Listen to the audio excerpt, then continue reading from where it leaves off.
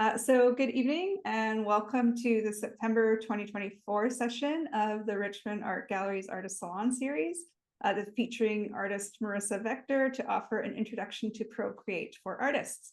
My name is Tycholis. I am the Richmond Art Gallery's Education and Public Programs Coordinator, and I'm here to host your program and questions today.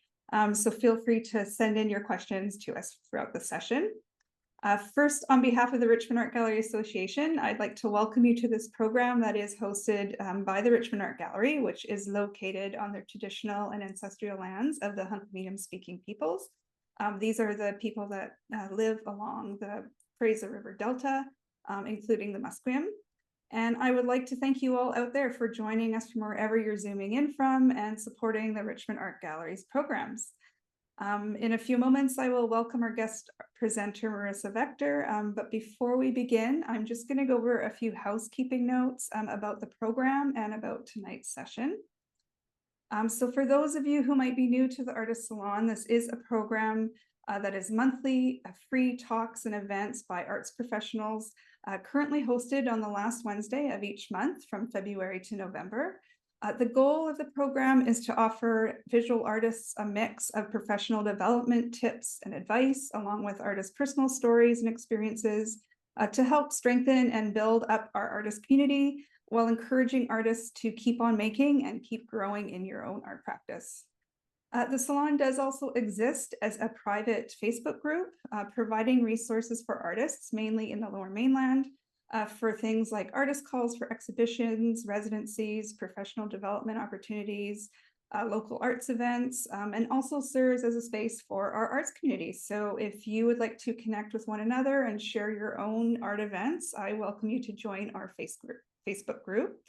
And you can find out more about that as well as the Artist Salon and past and upcoming sessions on the Richmond Art Gallery's website, which has been put into the chat for you at richmondartgallery.org. I would like to introduce our guest artist, Merissa Victor, who is also one of the Richmond Media Lab's art instructors, to share some basics of the Procreate program and how artists can utilize this tool in their current art practice. So thank you so much for joining us, Merissa. Tonight's program is actually a partnership with the Richmond Media Lab. So my colleague at the Media Lab, Melanie Devoy, will be joining us as well at the end of the session to answer any questions you might have about any further training, further workshops, as well as other digital tools that the Media Lab does have available for artists.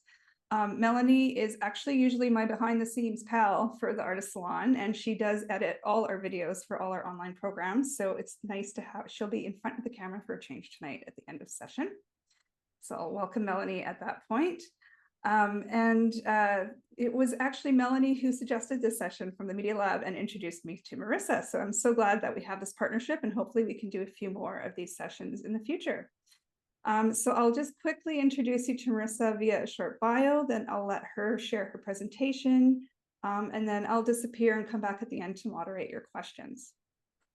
So driven to craft engaging, meaningful stories that connects, inspires, change, and uplifts, Merissa Victor's work primarily revolves around the subjects of identity, community, and place. She is a 2019 Adobe Creative Scholar and a 2020 graduate of the University of British Columbia's Media Studies program.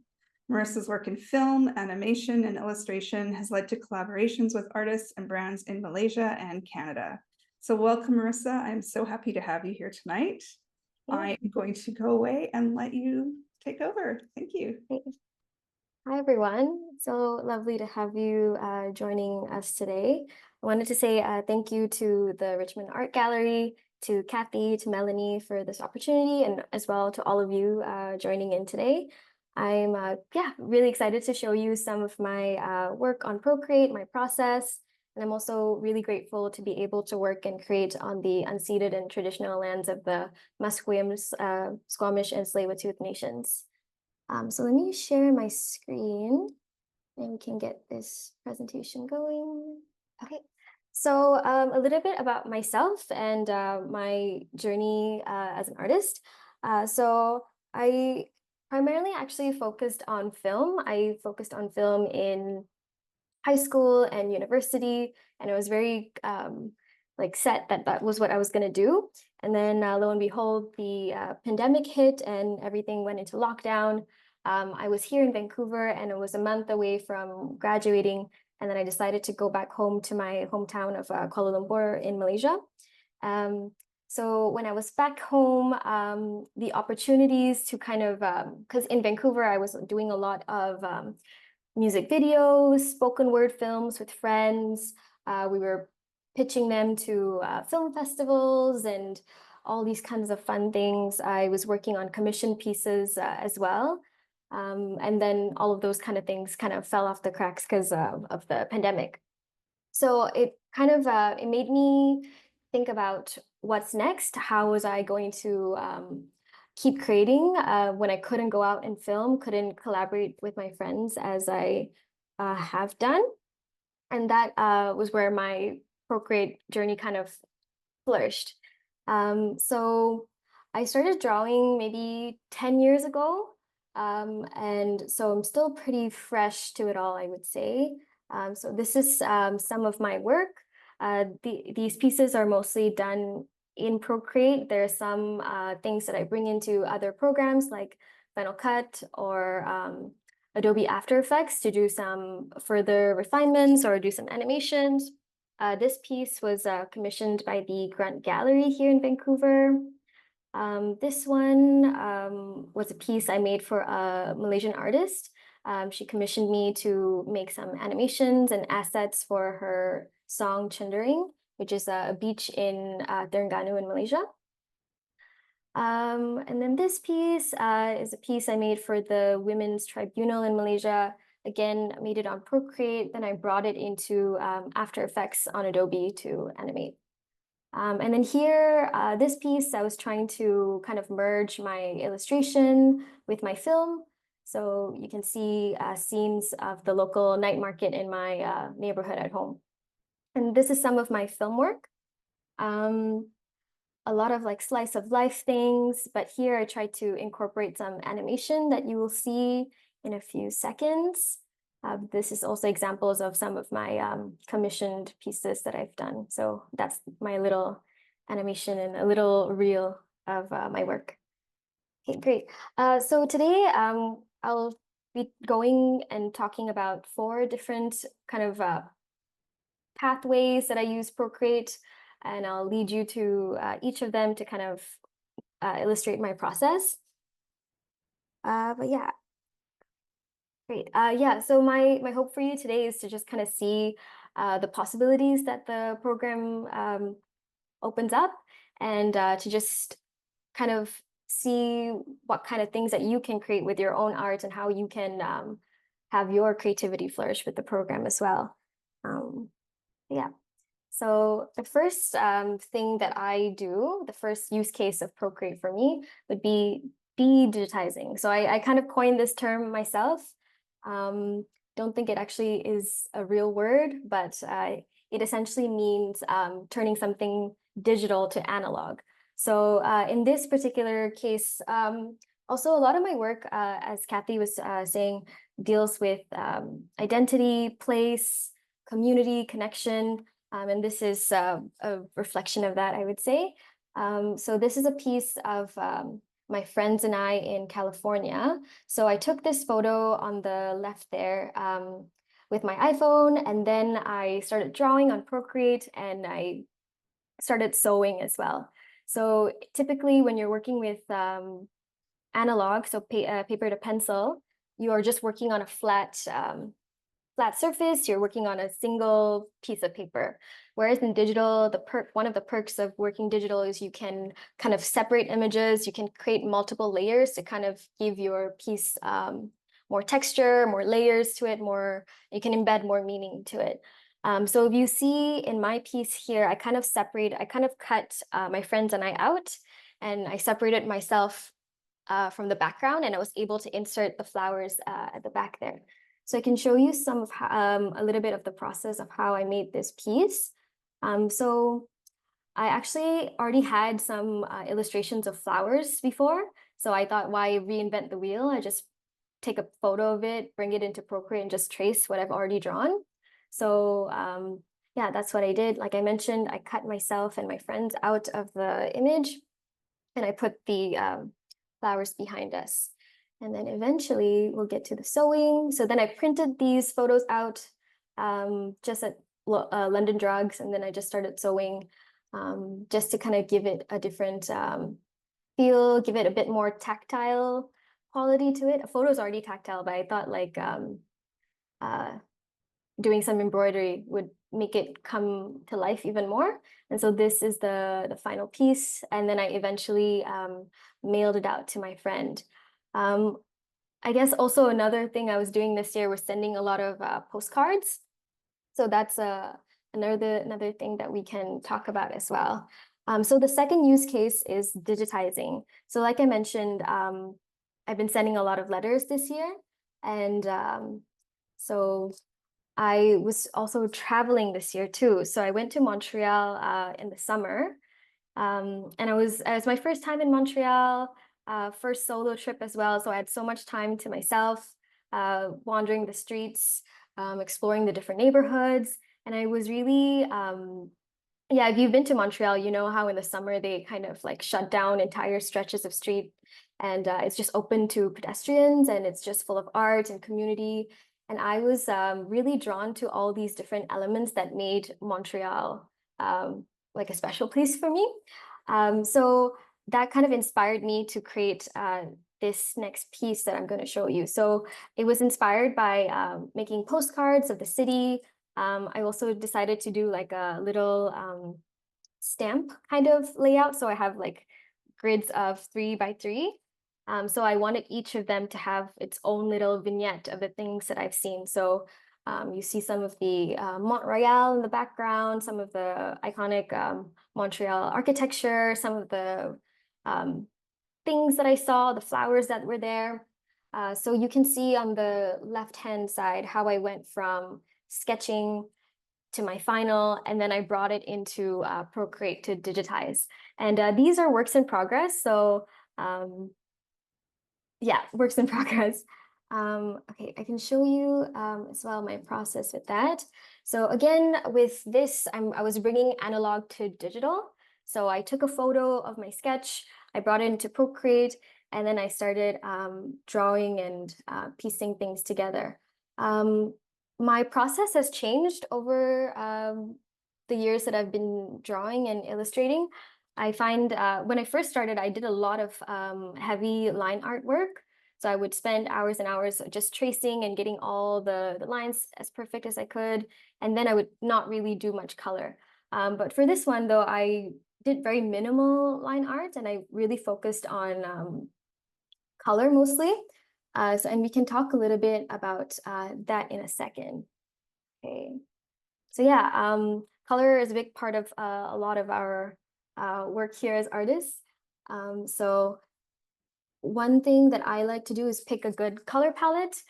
For me, I was inspired by a specific photo that I really like the colors of. So you can see here in this video how I'm importing a single photo and then making it into a color palette for me. There's also opportunity as well to like create your own custom palettes and bring in your own colors. So you can imagine how for each project, if you have a different style, different kind of tone that you're going for, you can create multiple palettes and kind of ease your workflow as well.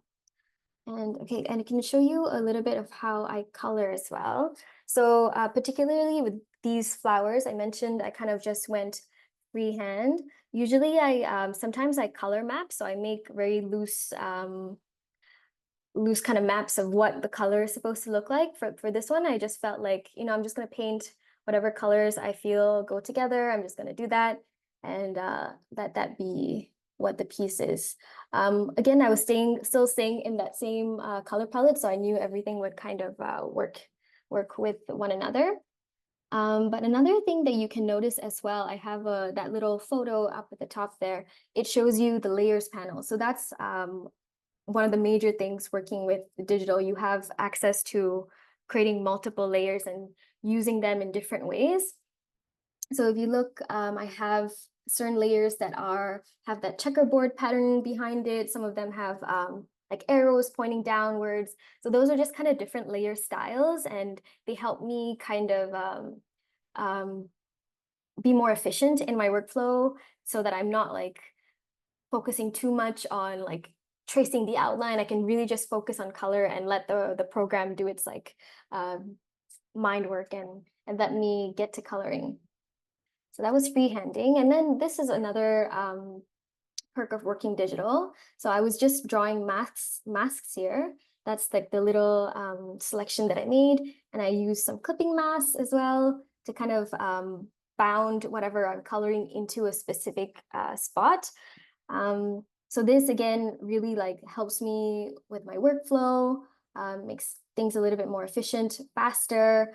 And then I wanted to also bring up the brush that I'm using. So I tell the kids that I teach that there's no wrong or right way to color. Whatever feels right to you is the right way to go. And it all just comes out to a different style, a different vibe. Like I mentioned, I was trying to make this piece like a mosaic, like stamped from all over Montreal. So I felt like a different style for each panel made sense. But yeah, so this kind of coloring technique allows me to kind of keep the texture, the quality of the brush, but lets me be like a bit more loose with how I'm coloring, but I still get to keep the general shape. Yeah, so that's selecting and coloring.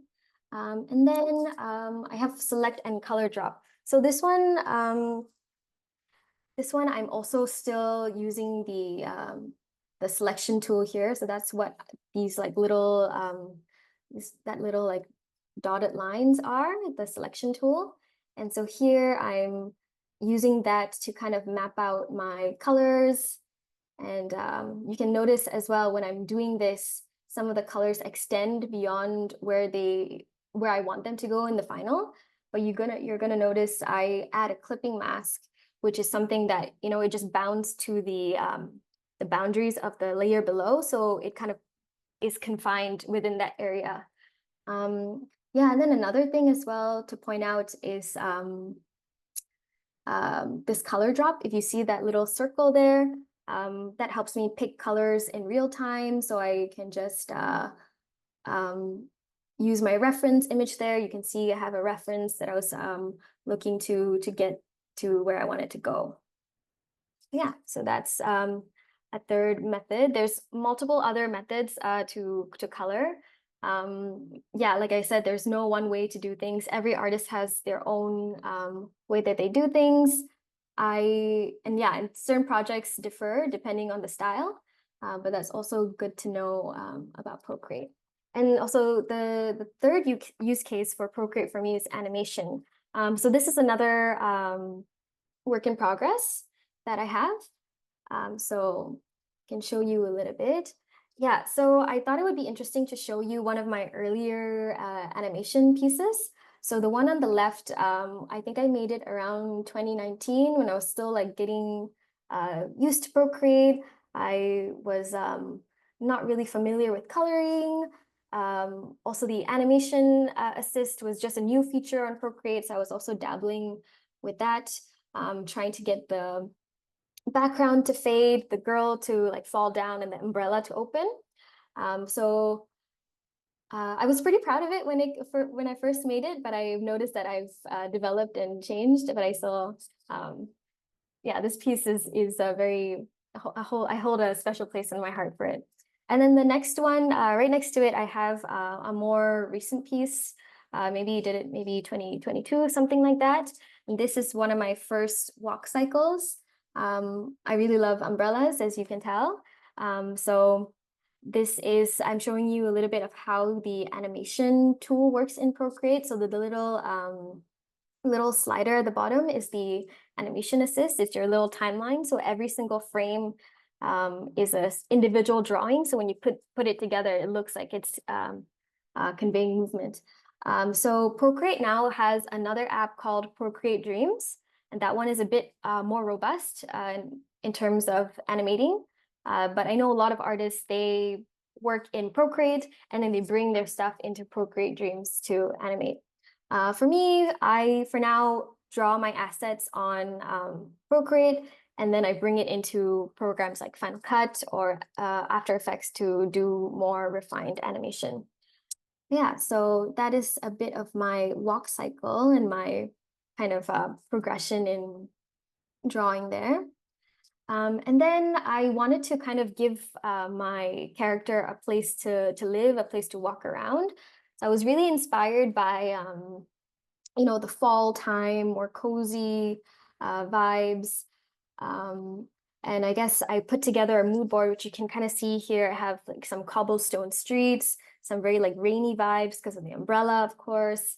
And I thought, what is more fall than Halloween? So there you have some like witch's brews, a girl in a witch costume. And then in the middle there, you have one of my favorite illustrators. Her name is Claire Keane, and she has a lot of like childlike wonder and quality to her work. So I was trying to emulate her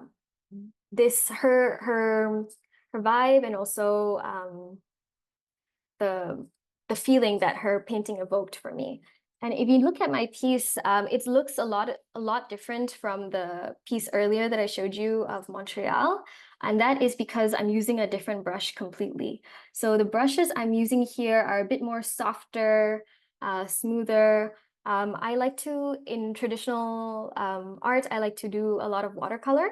So I wanted to bring watercolor into my animation style. So the brush that you see is a watercolor brush. So on Procreate, you have the opportunity to use multiple kinds of brushes. So just say you're oil painter, there's tons of brushes that have painterly-like qualities.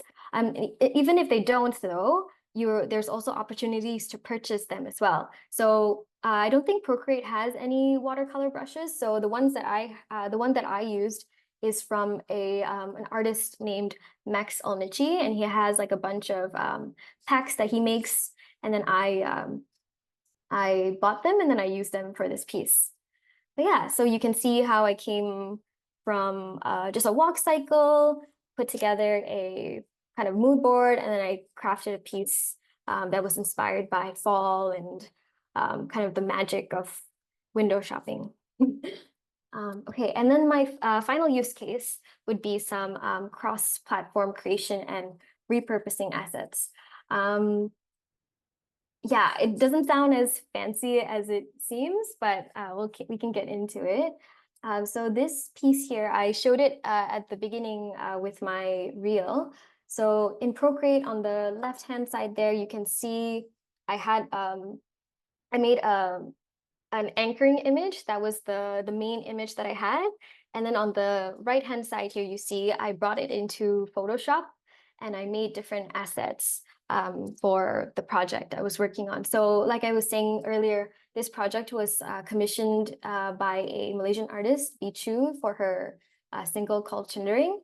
And so she had a bunch of requests and asks that these things go on many different platforms, different sizes, different dimensions, like all these different things. So working digitally, super simple to just bring it into to Photoshop and then repurpose what I had to fit what she wanted.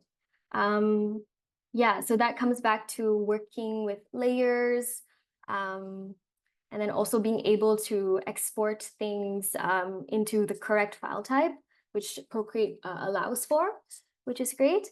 And then, yeah, just let me be able to kind of create different assets of different sizes. So I have some banners that were used for YouTube, for Facebook, were used for YouTube, like Instagram Reels, things like that. And then, yeah, I also brought in the assets to Final Cut to animate as well. So that's what you see here. This is my editing software. So the bottom here, you can see the timeline of kind of different assets. So this is another perk of working digitally. Every single item here, most of it at least, are its own separate layer. So I'm able to have like a lot of control to animate it exactly how I want it to be. So here you can see the water moves, her hair moves, also the water in the hourglass moves, and then there's like stuff in the sky that's happening as well. So working digitally allows me to have so much control over these assets and manipulate them in an interesting way to create a engaging piece of media. Okay, and then the next one, yeah, so I like I said before, this project had a lot of requests and asks for the final product. So you can see how I kind of made different assets from just that single image at the top. I made teasers, I made ads, I made social media graphics as well, things for Facebook, Instagram posts and reels. They all live on our screens, but they all have different dimensions and requirements to them. So being able to kind of like resize things without losing any quality is really important. And that's why I like to use cross-program. Yeah, I like to make things cross-programmally. Okay. Yeah, and then here you can see two different uses. So there's one on the left there. I made it for an Instagram reel.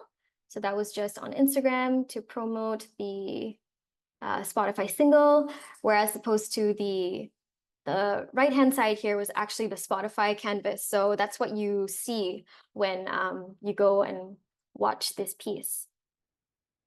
Yeah. Okay, and that's all from me. Yeah, I'll invite Kathy back to join me for some questions or some extra content. Great, thank you. And yes, this is definitely time for anyone out there who had any more specific questions. And maybe you had more specific questions for your own art practice, what your specific uses might be out there. So please throw those up in the Q&A or the chat. Also maybe a bit later, we'll invite Melanie to come up and also to talk about some other options that might exist for digital tools that you can use in your art practice. I'm just gonna start with a question as someone who's never used Procreate. Can you give me a sense of sort of the time frame for creating something? And obviously you showed a few different things. You showed animation, you showed more still images, or also, with the photographs that you did the stitching on in different ways. So can you kind of give me a sense of how long it might take for someone, especially if they haven't used this a lot? How long would it take to animate something? How long would it take to create a new image? All that. Yeah, that is a good question. I have taught many beginners at the Richmond Media Lab, and I can say it takes as little as 4 hours to come up with a final image and do a little bit of animation as well.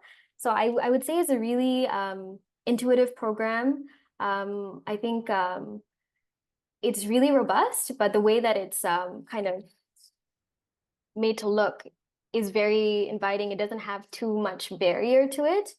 I would say for me in particular, why I like to do a lot of work analog and then I bring it into my iPad there is because I find I tend to overthink or I just try to second guess myself when I'm doing digital. Sometimes, I don't know, I think for me in my own art practice, I think there's less friction when I'm working pen to paper.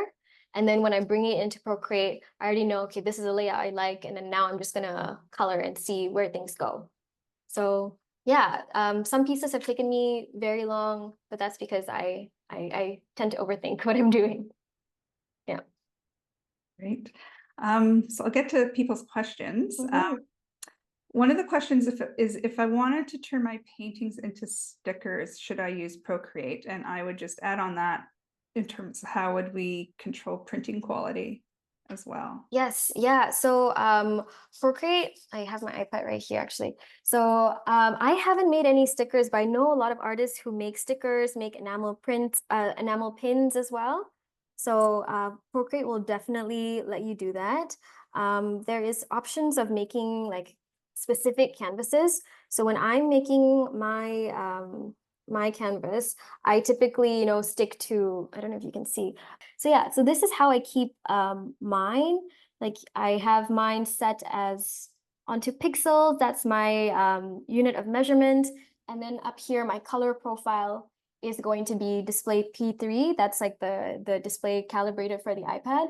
But if you were working as like someone who makes zines or makes stickers, for example, you can always go and like change, for example, your your unit of measurement. The DPI is dots per image. So if folks know that every every screen is actually made out of little dots, so the more dots that you have in the screen, the clearer the image. So if you raise up your DPI, that's how you can create more quality in your images. And then in terms of color profile as well, I was sticking to RGB because I was working for screens, but there's also option to go to CMYK, which is the printing option. And then there's lots of presets there as well for you to kind of like calibrate your work. Yeah, so a lot of flexibility to really kind of like hone in on what you want to do and make sure what you're making is going to be good for the final product. Great, thank you. Mhm. I'm just going to combine a comment with a question here because Sean was saying, thank you for sharing very cool, amazing art and great to see the process. It is inspiring for sure. And then someone asked a question of if you could please give a demo how to start and create a basic design as someone who would want to learn it from the beginning. Yeah. Are you able to do that on your iPad or Yes, if you have slides? I totally can. I think I'll just bring up some of the slides that I teach my kids with. Because I was doing this yesterday with them. But, give me 1 second here. I think is it this one? Yes, yeah, okay. So I was teaching them to do like illustrated monograms. So I was showing them. So I usually start off with like a really, really like rough, thick sketch. And then I go and like refine it and get more precise with my lines. Because I find when I'm trying to be very precise when I'm starting, I never get anywhere. So as long as I'm getting like big, chunky strokes, I kind of get the idea of where my line should be, how the lines form a specific object.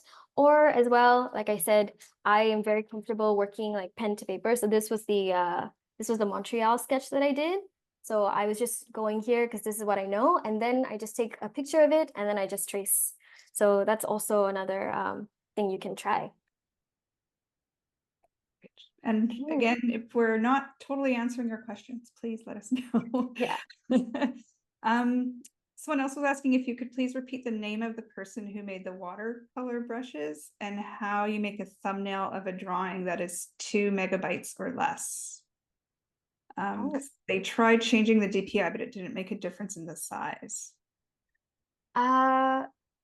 Yes. Okay. So the Procreate brushes is Max Olnichi. I'll type it in the chat. To everyone. And I think his brushes are called Max Pack. So it's a bit, I don't know how to spell his last name, unfortunately. Oh, Nichi. But his brushes are called Max Packs. And because we're so close to Black Friday, maybe they'll go on sale. But yeah, he has like amazing ones. I think he also came up with gouache. Yeah, so going back to the DPI question, the DPI is more for the quality. So if you think of a square that has like 200 dots inside as opposed to a square with 500 dots inside, the one that has more information is going to give you more quality. But then in terms of size, that you're just talking of resizing it. So that would be going into what kind of canvas you're making. So like if I'm trying to make a canvas, I would make it for me, I'm making something for my screen. I'm going to make it like 1080 by 1920 because that's, just HD quality. I would also like to say that Procreate does have limitations as well. It's a pretty robust program, but it if anybody is familiar with Photoshop, if I want to resize things, that's why the piece I did with Bichu, the Chandring, that's why I brought it into Photoshop. Because when I start resizing things in Procreate, I'm losing quality because Procreate doesn't have the ability to do something called the smart object that kind of like protects whatever asset that you have and keeps the quality no matter how big or small that you use it. So that's why I use multiple programs as well. So maybe you can try doing that for more smaller or bigger pieces of work that you have. Right. Mhm. Another question. I am a tattoo artist new to digital art, and I'm curious how to change the size of the image to certain inches without eyeballing. Yeah. Yeah, I actually have gotten tattoos by a bunch of tattoo artists who work on Procreate, and then they print it using their special printer, and then they see the size doesn't work, and then they resize it on Procreate, and then they do it again. So like I was saying, if you go to your canvas there, you can see you can print it out in whatever inches or centimeters, so you can really you know, measure it out and then type it in here, and then it'll come out exactly as you want it to come out in terms of size. Mhm. We have a question about Media Lab classes, so I'm going to invite Melanie to come as well and join us. Because someone was asking at the Media Lab classes, do we need to have our own iPad? Ah, that is an excellent question. And one of the reasons why I am such a big fan of the Media Lab is no, you do not need to have your own iPad, because I don't know if there's folks in the chat or participating who are like, I'm an artist, I see a lot of people using this technology or using iPads, and I don't really know if I want to use one. You kind of want to try before you buy. So the Media Lab has a complete set of iPads.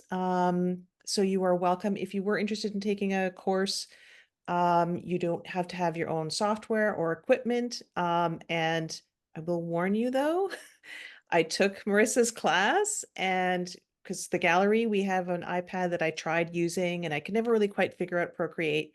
And I just was so inspired at the end of the class that I went out and bought my own. So, but you do not need to have one before you take a class. Right. Thanks, Melanie. Another question was, how do you get to scale from a canvas? You get to scale. What do you mean by that?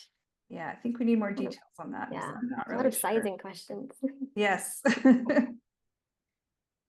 Well, while we have you here, Melanie, I'm wondering if you could maybe tell us some of the other digital tools that are available in the Media Lab for artists to use. Sure thing. So the Media Lab pretty much opened in its new location in January of this year. And we were the happy recipient of a very large grant. So we were able to purchase brand new iPads. We have two Ultimaker 3D printers. We have a bunch of Mac Studio Pro desktop computers, so sort of for more high-end video editing. We have the Adobe suite of software. We have, for the person who was asking about stickers, we actually have two Cricut Maker devices, and what those allow you to do is actually it cuts the stickers out after they've been printed. So if you wanted to do a lot of stickers and didn't want to have to cut them out, you would do your designs in Procreate, and then you could export them and then bring them into Cricut Design Studio, print them out, cut them out, and we have a lot of the youth at the program who actually make their own stickers, and I want adults to start making their stickers too. As well as doing t-shirt designs. We have the t-shirt press, and but we're continuing to add more stuff and listening to folks in the community and seeing what they're interested in. And personally, one of the focuses that we have is we really want to focus on media arts. There's kind of a lot of programs out there for coding for kids, or STEM for kids, and I'm always like, it's STEAM. So it's STEM plus arts, it makes it STEAM. So I'm really, we really want to promote the use of digital media, but also to do creative things. So I have posted in the chat a flyer for courses this fall that are kind of more focused on adult artists.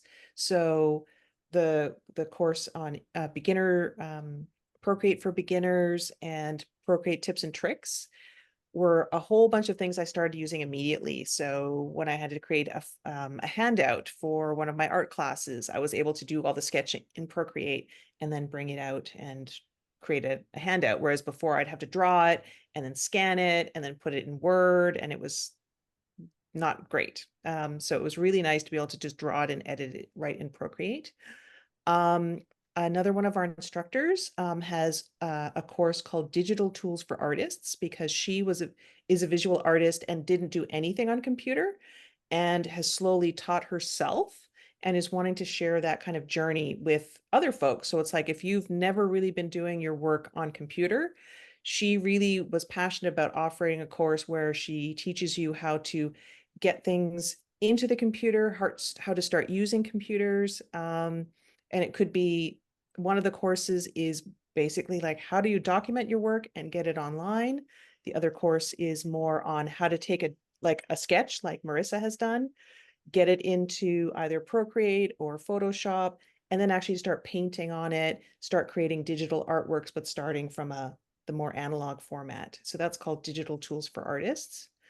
And there's courses on using Cricut. So if you've never used one before, you're welcome to take that course.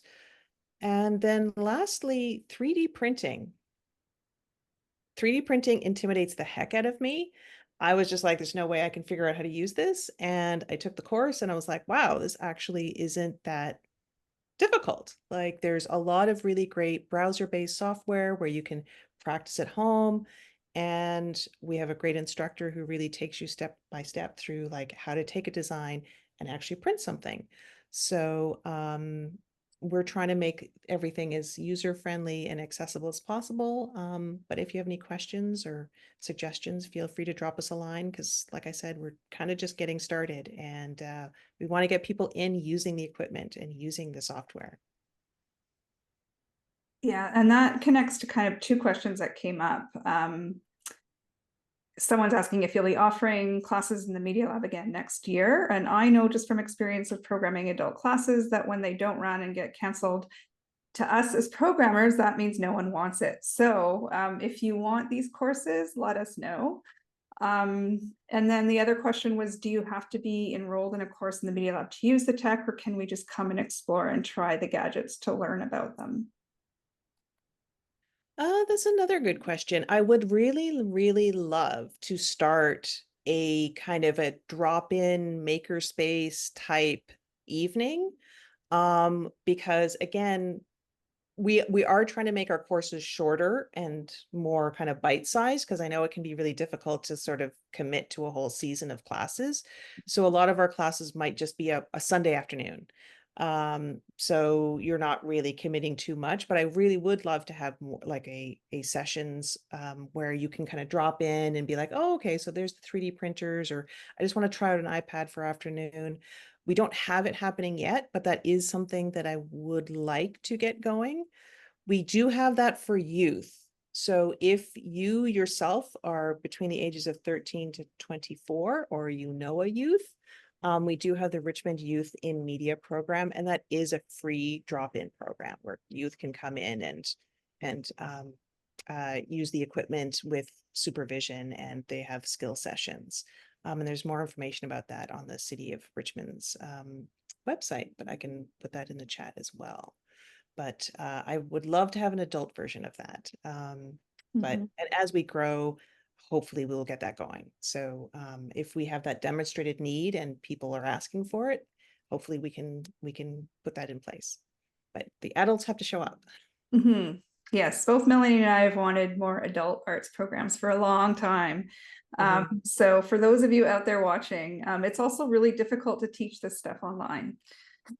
You kind of need that hands-on experience. So this is really just a teaser to let you see what the possibilities are, especially if you've never had any computer use at all in your art practice. I mean, there is so many ways you can use this. I've met so many artists over the years who, are very, traditional painters or muralists or sculptors, and who have incorporated Procreate and other programs into their practice for, many different uses, whether that's for marketing uses or for actually making artwork. So let us know. This is our sort of trial, partnering with the Media Lab to see what the interest is. And I mean, there was a lot of registration. So we're curious to see if people come to the center and actually want to try things out and try some classes, or maybe it is just another talk, maybe it's another online talk, but let us know. And then I know there was a follow-up to that question that we weren't sure about earlier, that I know I saw you reading, Merissa. Yes, yeah. The question was how to get to scale to change the sizes. Is it under the adjustments? So there's a couple of ways to change the size of your canvas. So again, if you go up to the plus icon here, you can say new canvas. And then up here, you can say all your different sizes. You can go to a square, 50 by 50, or you can do a rectangle, 100 by whatever by 50. So then when I create it, I'm not also just limited to this. I can still go to my wrench icon, click canvas, click crop and resize. And then I'm also able to do some adjustments here. So I can make it smaller, but this is less precise than making a canvas from scratch. But yeah, you can change sizes that way as well. A couple of different ways. Yeah. And I know, Merissa, you had a few extra things. Yeah. Seeing as we don't have any further questions, did you want to share any of? Yeah, sure. I can things? talk a little bit more about process and maybe show you some other Procreate things that I use. I'll just reassign my slides. Okay, great. I can share my screen again.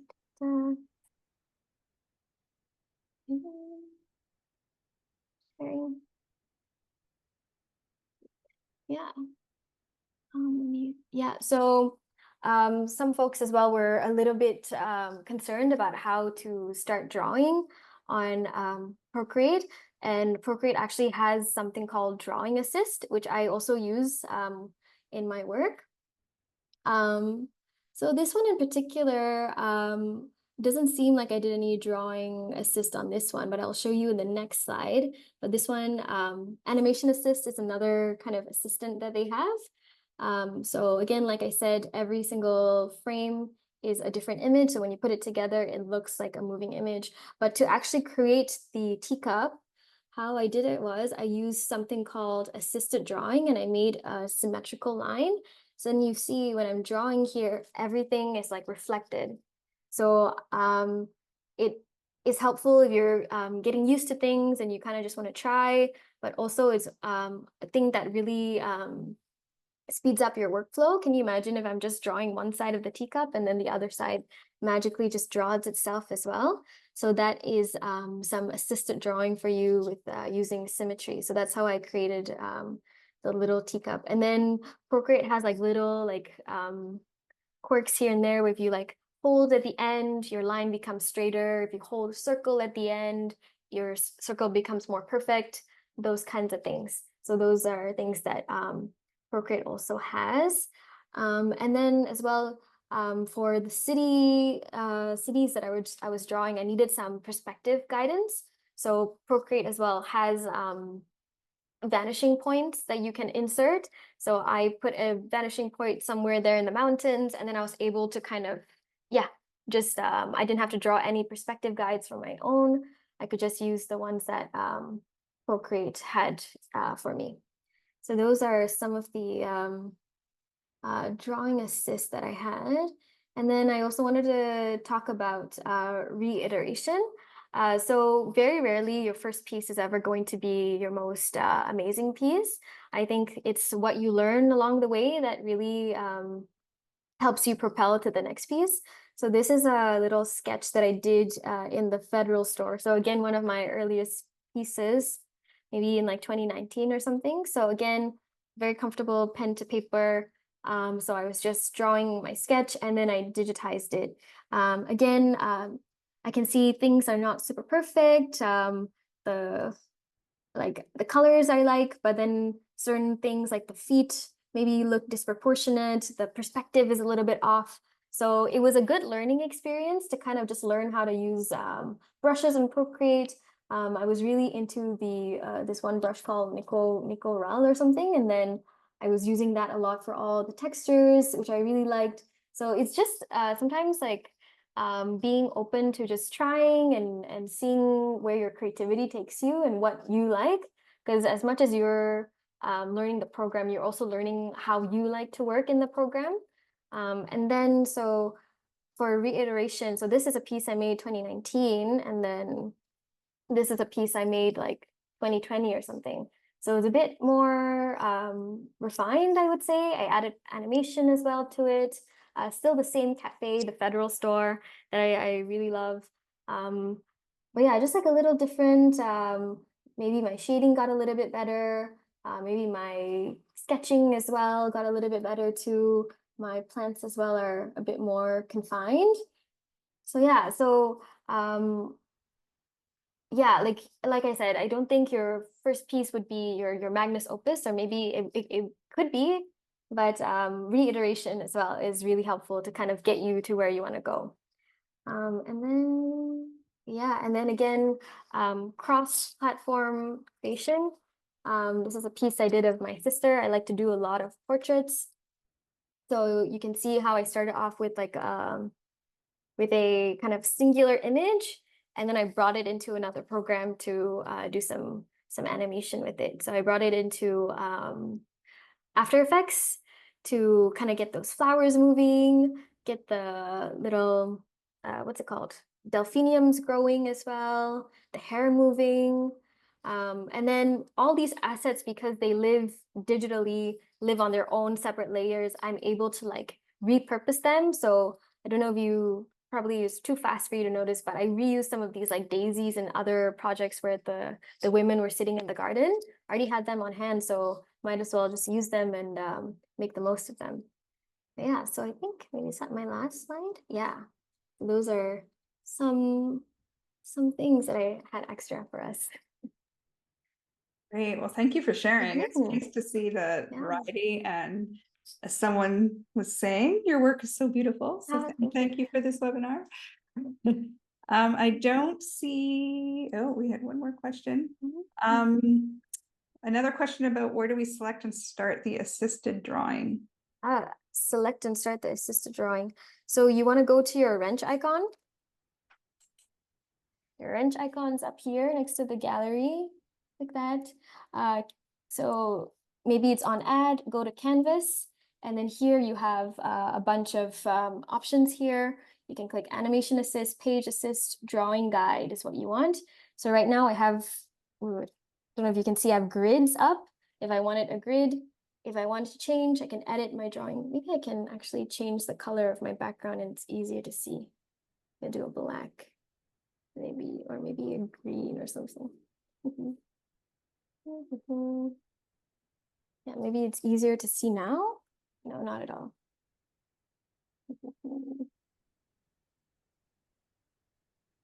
Is that easier to see? Can you see my grids? So that is if I'm drawing a lot of straight lines. I can also edit my drawing guide here. And then here I can get my 2D grid. If you do like architectural planning and stuff, you have your isometric grids and stuff that you can also use. Don't know if you can see that. Perspective, like I was saying, I can pick a vanishing point, and then maybe if I put it into a pink or something, I don't know if you can see the colors. Yeah, the glare is a bit not working with me right now. But yeah, I can add perspective, points, double ones, and then symmetry as well. Like I was saying, if I started to draw, oops, too big. I could create symmetrical stuff. Yeah. So those are some drawing assist stuff. So much to play with. Yeah, a lot to play with. Yeah. So Well, I have to say what I really did love about the one course I did take was that when I was just playing with Procreate, so many of these things seemed hidden to me, and it was just amazing how it was just like, oh, there's a symmetrical of this, and there's this assistance, and there's that assistance, and I just found it was just made Mhm. it looks like it's really complicated, but it actually was very simple and straightforward to learn. So Yeah. Yeah, like you can do so much with this. Like I like that piece I did with Be True. I actually did the slide deck for that pitch of what like the concept would look like, all on Procreate. So I can also use this as like a slideshow as well. So many, many different uses for this. Yeah. Thank you. Well, thank you Mhm. both. One question, because I know, Merissa, you kind of self-taught. So, because not everyone who's joined us tonight is local. Mhm. So for those of you who couldn't make it out to the Media Lab to actually take a course, do you have any suggestions or tips for artists who might want to like learn this on their own, or places or resources they could go to if they were to Mhm. figure this out? Yeah, so I learned a lot from YouTube videos, from even on Instagram. If you go to the Procreate Instagram, they have artists as well who are like constantly using their programs and like showing you tips and tricks and things like that on how to use things. Like I said, I think like everybody has like the same tools, but depending on the kind of work that you're doing, the way that your brain works, you use the program in a different way. So what I do might not be what another artist does. So maybe that person's way of working also resonates with you. So I would also encourage you to find, artists online. There's tons of them who use Procreate nowadays. Just hashtag Procreate on TikTok or Instagram, and there you have it. Yeah. So I would say as well, at a certain point as well, it's nice to just experiment and see where you want to take things. Like the little like umbrella animation I was doing. I did not look at an animation tutorial at all. I didn't know anything about timing charts or secondary action, anything like that. I was just kind of like flying off the seat of my pants. And then I was like, okay, actually these things, 1, 2, 3, is something I can do better for the next time. Oh, I can like make the transitions a little bit more seamless with like a bit more fading, things like that. So I would also recommend playing around because that's, I don't know, I think it's a good way to like solve your own problems in a creative way, and your limitations kind of like inform your style and inform the way that you make art. Yeah. Right. Great. Well, thank you. Mhm. Thank you both. We have, I know Melanie has created that PDF for us. I will pass that along to everyone as well who participated or who signed up tonight in case you did want to take any classes or workshops. And again, we just have to reiterate, like, let us know what you want, because that's what we're here for. We love creating new programs and new courses and that. So we'd love to hear feedback from you all if there's anything that you think can help out in your art practice. So for tonight, I want to thank you again, both of you, for being here, for a great session. You're getting a lot of thanks and kudos in the chat as well. So thank you for a great session. Learned a lot. It was great. And hopefully we can meet up in the Media Lab sometime and do an in-person session for everyone. So meanwhile, everyone out there, thank you again so much for joining us wherever you're zooming in from. And hopefully we can see you next month for our next online session. Just check us out at the Richmond Art Gallery and all the info is there for you. All right, thanks everyone. Have a good night. Bye.